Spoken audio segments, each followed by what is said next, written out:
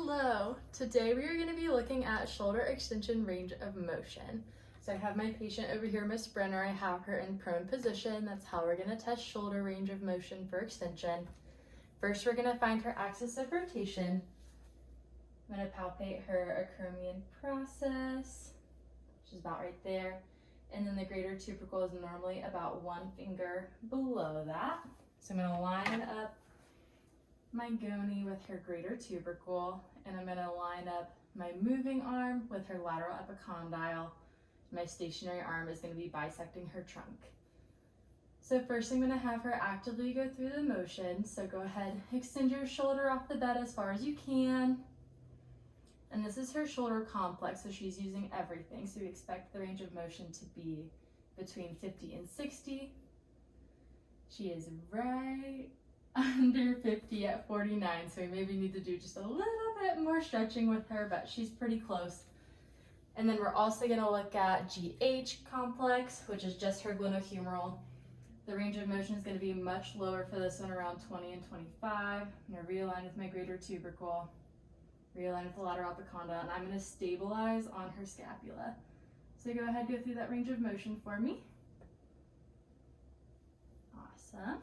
Realign my goni, and she is well within that range of motion at 24 degrees. Now we're going to look at passive range of motion to feel that end feel.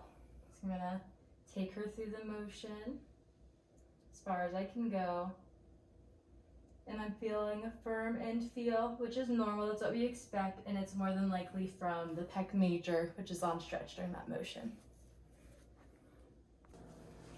Hello, today we're going to be looking at manual muscle testing of forearm pronation. So my patient Brenner is sitting in front of me here in this chair, and to start I'm going to have her position seated. We're going to keep her elbow close to her body, and we're going to have her start in supination with her palm up towards the ceiling. So have you do that for me, and then I am going to support her at her distal humerus, and I'm going to force her into pronation. And she can get through that fully, and now she knows what we're going to do. So I'm going to be palpating for pronator teres as she goes into pronation actively. So flip your palm towards the floor. Good job.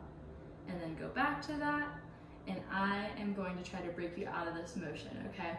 So I'm holding at her distal forearm. I'm not holding at the wrist or the hand, and I want you to hold strong. Don't let me move you. Good job. Okay, so Brenner's pretty strong. I'm gonna rate her a 5 out of 5. I couldn't break her, so that's what we want. We want our patients to be nice and strong.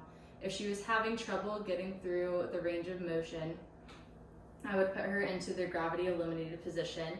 So I'd have her place her humerus on a table, and her elbow would be flexed at 90 degrees, and her palm would be up in the air. And we would be feeling for pronator teres contraction as she goes into pronation.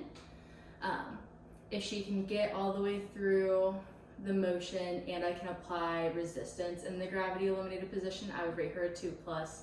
If she can make it all the way through the motion and gravity eliminated, but I can't apply resistance, that would be just a 2. If she can make it partially through the range of motion and gravity eliminated, that's a 2-. A 1 is just feeling the pronator teres contract, and a 0 is no contraction, no movement. The nerves for this, the pronator teres is innervated by the median nerve with nerve roots C6 and C7. We're also testing pronator quadratus, but you can't palpate it because it's so deep in the forearm. It's innervated by the anterior interosseous nerve, which is a branch of the median nerve, and its nerve roots are C7 and C8.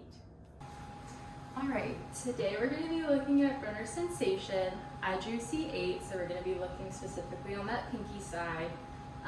First, I'm going to show her what the sharpened dull feels like in an unaffected area, so I'm going to do that on the thumb side, not a dermatome we're worried about right now. So I'm going to show her the sharpened dull. So this is what the sharp is going to feel like, and this is what the dull is going to feel like. Does that feel okay? Mm-hmm. Okay. I'm going to have you close your eyes, keep your hands out facing the ceiling. And I just want you to tell me if you feel sharp or dull, okay? Sharp. Sharp. Dull. Dull. on to the other side. Keep your eyes closed for me. Same thing. Sharp. Sharp. Sharp. Dull. Dull. Awesome. Brenner got a 5 out of 5, so we're gonna say her sensation is intact, and as we expect. If it was lower than that, well, since she got a 5 out of 5, we're rating her 2. If she was lower than that, maybe got half of them correct, we would rate her a 1, so her sensation might be slightly impaired. And if she couldn't feel any of them, or it was just really sporadic and I suspected she was guessing, I would rate her a 0. Her sensation wouldn't be intact. Hello, today we're going to be looking at Miss Brenner's deep tendon reflexes. I drew C5, so we're going to be looking at her bicep reflex specifically. First, I'm going to start out by showing the patient what a reflex hammer is. So I'm going to give her a light tap on the palm of her hand so she knows what to expect and isn't scared. So does that feel okay to you? Mm-hmm. Okay. We're going to first start by, I'm going to support her distal humerus, and she's going to put her hand in the crook of my elbow so she's completely relaxed. And then I am going to place my thumb over what I think is her bicep tendon. I'm going to confirm by asking my patient to flex her biceps. So bend that elbow for me. Good job. So I'm on it, and then I'm going to take my hammer and I'm going to hammer into the bicep tendon, but I'm going to have my patient close her eyes, look away, do anything she needs to do to be relaxed. And I felt a slight contraction of the bicep, so I'm going to grade that a 1 since I felt the contraction. A 2 would be some slight muscle movement. A 2 is more normal. A 3 or 4 is more dramatic muscle movements, which could indicate an upper motor neuron damage that usually makes you more hyper-reflexive. A 1 or a 0 makes you more hypo-reflexive, which could indicate a lower motor neuron. But if she's a 1 bilaterally, then that's probably normal for her. We're going to go ahead and assess the other side. Same process. I'm going to have her flex her bicep for me so I can feel that tendon. Close your eyes, look away, all the things. And I felt another slight contraction of her bicep, so she's a 1 bilaterally, which is normal.